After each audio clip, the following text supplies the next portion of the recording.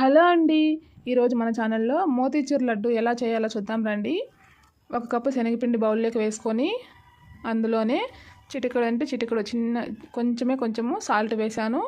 ఇప్పుడు అందులోనే ఏ కప్పుతో అయితే శనగపిండి వేసామో అదే కప్తో హాఫ్ కప్పు వరకు వాటర్ పోసి ఇలా కలుపుకోవాలి. మరి గట్టిగా ఉండకూడదు, మరి లూజ్గా ఉండకూడదు.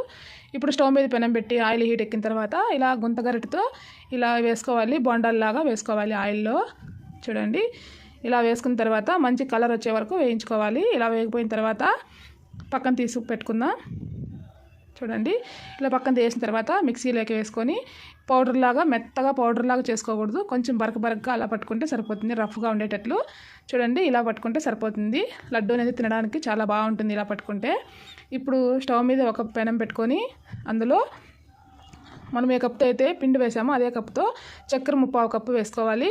ఒక హాఫ్ కప్పు వాటర్ వేసుకొని ఇలా బాగా కలుపుకోవాలి.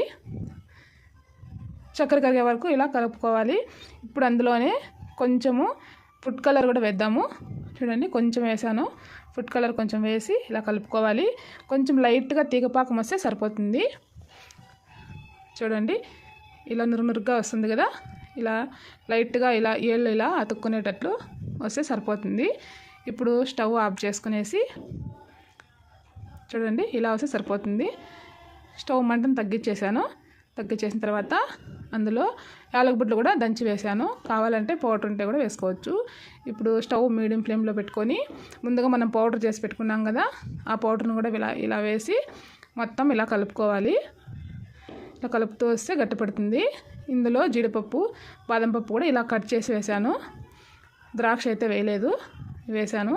ఇలా లైట్గా మంట పెట్టుకొని మంట మీద ఇలా వేయించుకోవాలి. ఇప్పుడు 2 టేబుల్ స్పూన్ల నెయ్యి వేసి కలుపుకోవాలి. ఇలా కలుపుతూ ఉంటే పెనం కతుక్కోకుండా గట్టిపడుతూ వస్తుంది. మంట సిమ్లో పెట్టుకోవాలి, ఎక్కువ పెట్టకూడదు. సిమ్లో మంట పెట్టుకొని ఇలా తిప్పుతూ కలుపుకోవాలి. చూడండి, ఇలా పెనంకు సపరేట్ అవుతూ రావాలి.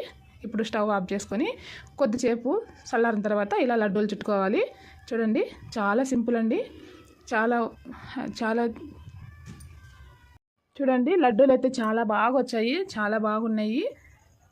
మీరు కూడా ఒకసారి ట్రై చేసి ఎలా వచ్చాయో కామెంట్ చేయండి. ప్లీజ్ లైక్ చేయండి, సబ్స్క్రైబ్ చేసుకోండి. వీడియో చూస్తున్నారు కానీ లైక్ చేయడం లేదు. చూడండి, చాలా టేస్ట్గా ఉన్నాయండి లడ్డు.